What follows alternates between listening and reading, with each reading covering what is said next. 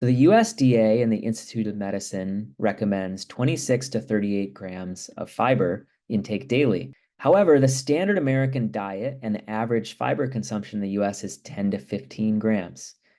So that's well below. And there's about a 10 to 15 gram, call it the fiber gap, to make up the difference between these.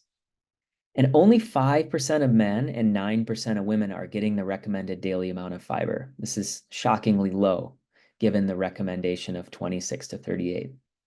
And from evidence that we have over evolutionary time, about 400 years ago to 1,000 years ago, when we were hunting and gathering and really before wide-scale agriculture, there's evidence that that we were consuming up to 100 to 150 grams of fiber per day. So 26 to 38 grams may be on the low end of what evolutionarily we were consuming. And certainly 10 to 15 grams is exceptionally low, probably lower than evolutionarily we were made to consume. So what happens when you look at fiber consumption and how it relates to all-cause mortality?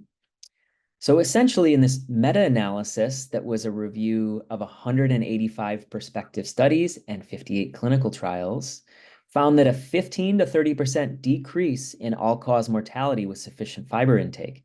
So if you look at those that were actually consuming adequate amounts of fiber, they were 15 to 30% decrease in all-cause mortality. And there was a similar trend for cardiovascular-related mortality, coronary heart disease, stroke, type 2 diabetes, and colorectal cancer. And you can see that with more fiber intake, it looks like it's almost a linear trend. So as we go beyond the recommendation, if you were to get into the 40 or 50 grams, there may be a linear and even greater benefit at higher levels of fiber intake. And what would it take to close that fiber gap? And I just wanted to give a visual demonstration of what 10 grams of fiber is. So this is 100 grams of oats, so just a cup of oats that one could easily have in the morning. And the other thing to mention about oats is that actually this amount of oats has 13 grams of protein. The advantage of plants and whole foods is that they actually come with a lot of protein in them as well. So in these oats, you are getting quite a significant amount of carbohydrates, but as we discussed, they're complex carbohydrates with delayed absorption, comes with a significant amount of protein, and just this addition of a cup of oats a day would close the fiber gap. And then if you're feeling particularly interested in taking your oat game to the next level, what I recommend to patients when I see them in clinic is actually to take their oats, to add a tablespoon of flax seeds, an ounce of chia seeds, a cup of walnuts, and a cup of blueberries, resulting in essentially your entire daily value of fiber. So you can get 26 grams of fiber in this. And the advantage of mixing in additional sources of fiber and diverse types of healthy fats is that it will further blunt the glycemic index of this oats. And so it won't be absorbed as quickly. And how about ultra-processed foods, which have become all too common? So I like to call ultra-processed foods the anti-fiber. And there's a lot of data to suggest that just like the benefit of fiber for the microbiome, ultra-processed foods actually damage the microbiome and are harmful to the microbiome. So ultra-processed foods comprise 57.9% of energy intake in the US. And we can just pause and reflect on that. So that means almost 60% of the total calories consumed in the US are in the form of ultra-processed foods. These aren't processed foods. These are ultra-processed foods. These are typically foods, you look, with more than 10 ingredients that are often take the form of something not even recognizable as food. And this is almost 60% of the calories in the US. So ultra-processed foods appear to reduce microbiome health independent of the lack of fiber.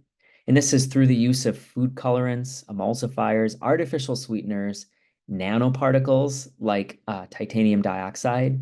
These can actually be directly toxic to beneficial members of the microbiome. And we have this data largely from preclinical studies in mice and direct exposure of microbes to these substances. but also fairly compelling epidemiologic data as well.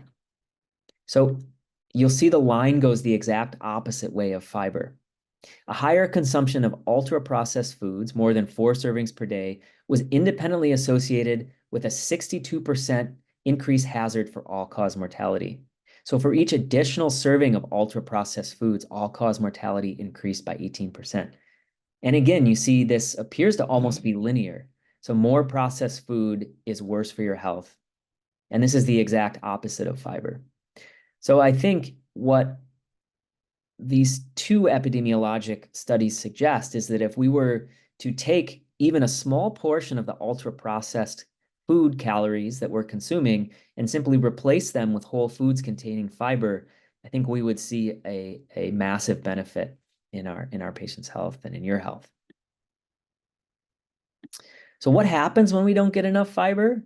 So you see here, this is a map of self-reported weight and height among US adults. And essentially, this is just a map of where we currently stand in terms of obesity in the US.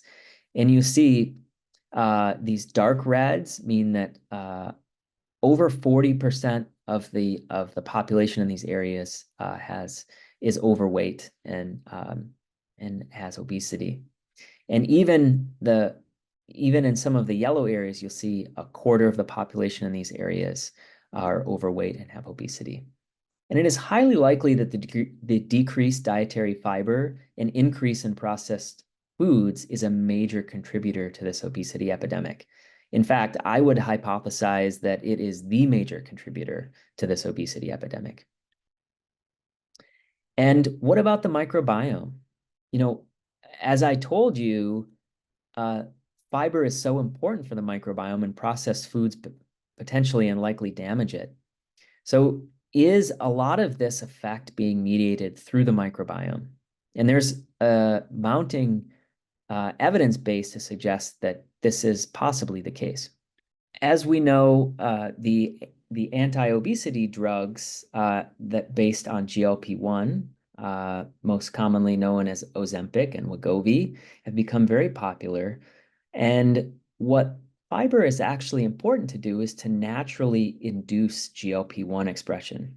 So one could envision that obesity across the world has exploded because we actually have a GLP-1 deficiency. And that GLP-1 deficiency could be secondary to a decrease in fiber intake. And one way to boost your normal levels of GLP-1 expression and augment them is through intake of fiber. And what happens when we don't eat fiber? A diet low in fiber really starves our microbiome and diminishes its ability to make beneficial metabolites. So what happens is when you lack fiber, then these simple carbohydrates are more quickly absorbed in circulation. You have decreased GLP-1 expression. Your microbes become lower in density, and the beneficial microbes that degrade fiber are lost. And these microbial metabolites that we depend on to promote health are also lost.